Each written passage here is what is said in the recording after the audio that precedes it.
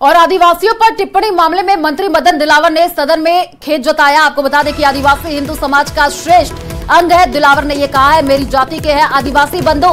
दिलावर का यह बड़ा बयान, किसी को कोई कष्ट हुआ है तो खेद प्रकट करता हूं। इस वक्त की ये बड़ी जानकारी आपको दे रहे हैं, जहां पर आपको बता दें कि आदिवासियों पर टिप्पणी मामले में मंत्री मदन दिलावर ने सदन में खेद जताया है। उन्होंने कहा है कि आदिवासी हिंदू समाज का श्रेष्ठ अंग है, मेरी जाति के आदिवासी बंधु है, किसी को कोई कष्ट हुआ हो तो खेद प्रकट करता हूं।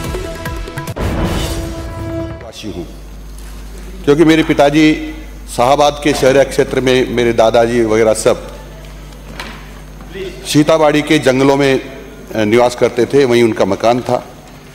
और इसलिए आदिवासी समाज के लिए मेरे मन में बहुत सम्मान का भाव है। ये हिंदू समाज का श्रेष्ठ अंग है। इनके बारे में नकारात्मक भाव रखना मैं नहीं मानता हूं।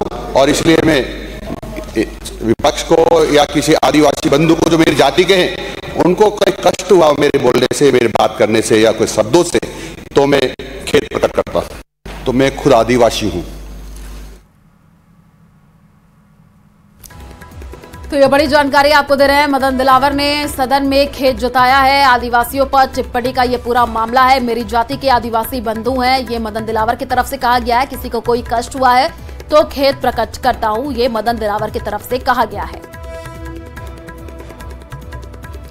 तो ये बड़ी जानकारी आपको दे रहे हैं, आदिवासियों पर टिप्पणी का ये पूरा मामला है और उसी को लेकर के मदन दिलावर का ये बयान सामने आया है, क्योंकि कई जगहों पर रोष भी देखने को मिला था। और उसके बाद से अब मदन दिलावर ने जो है सदन में खेद जता दिया है। उन्होंने कहा है कि आदिवासी हिंदू समाज का श्रेष्ठ अंग है, मेरी जाति के आदिवासी बंधु हैं, ये मदन दिलावर की तरफ से कहा गया है। उन्होंने कहा है कि किसी को कोई कष्ट हुआ है तो मैं खेद प्रकट करता हूं। तो ये बड़ी अपडेट आपको दे रहे हैं, क्योंकि लगातार देखिए जो है कई जगहों से तस्वीरें देखने को मिली थी, जहां पर लोगों में काफी रोष था।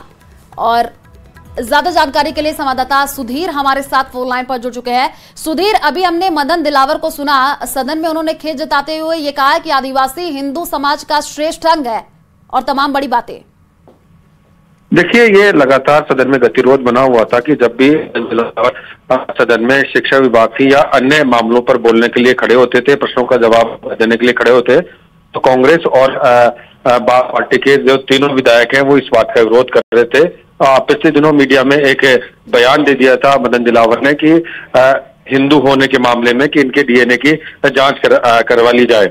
इस बयान से काफी खफा नजर आ रहे थे। तो आज सदन के अंदर उन्होंने ये गतिरोध तोड़ते हुए इस बात को लेकर खेद जताया है। उसके बाद अब माना जा रहा है कि चूंकि आज शिक्षा विभाग से जो सवाल अभी प्रश्नकाल में आएंगे, लिहाजा माना जा रहा है कि ये खेद जो जताया गया है वो अध्यक्ष वासुदेव देवनानी की पहल पर किया गया है, क्योंकि उससे पहले चैम्बर में मुलाकात होती है अध्यक्ष के कक्ष में, उसके बाद अध्यक्ष प्रश्नकाल शुरू होते ही सामान्यतया प्रश्नकाल में इस तरह की व्यवस्था अध्यक्षीय आसन से दी नहीं जाती, लेकिन चूंकि शिक्षा विभाग से जुड़े सवाल थे, लिहाजा अध्यक्ष वासुदेव देवनानी जी ने ये व्यवस्था दी और उन्होंने इस व्यवस्था के तहत अपना सदन के अंदर खेद प्रकट किया। तो अब ये पूरी तरह साफ हो गया कि जो लगातार गतिरोध सदन के अंदर बना हुआ था वो अब टूट गया है। जी ठीक है सुधीर, शुक्रिया तमाम जानकारी साझा करने के लिए।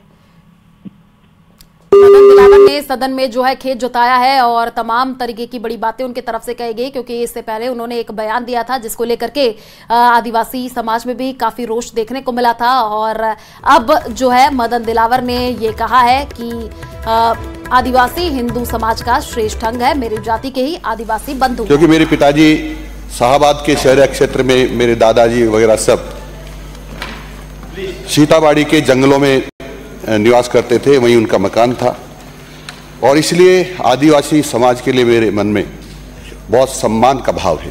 ये हिंदू समाज का श्रेष्ठ अंग है। इनके बारे में नकारात्मक भाव रखना मैं नहीं मानता हूं।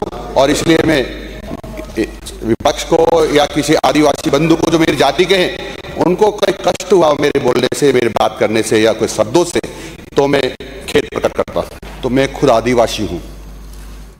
और चीन के एक मॉल में भीषण आग लग गई। जानकारी के मुताबिक आपको बता दें कि आग में झुलसने से 8 लोगों की मौत की खबर सामने आई है। और मॉल में आग कितनी भयानक लगी, इस बात का अंदाजा इन तस्वीरों से लगा सकते हैं कि मॉल के बाहर तक धुआं फैला हुआ दिखा है, जो कई किलोमीटर दूर से ही देखा जा सकता है। तस्वीरें भी हम आपको टीवी स्क्रीन पर दिखा रहे हैं। दूर दूर तक धुएं का ये गुबार देखने को मिला है। चीन के मॉल में ये भीषण आग लगी है। आग में झुलसने से 8 लोगों की मौत की खबर सामने आ रही है। जो तस्वीर आपको दिखा रहे हैं, आप देख पा रहे हैं कि दूर दूर तक कैसे जो है धुएं का गुबार दिखता हुआ नजर आ रहा है और आग में झुलसने से 8 लोगों की मौत की खबर सामने आ रही है।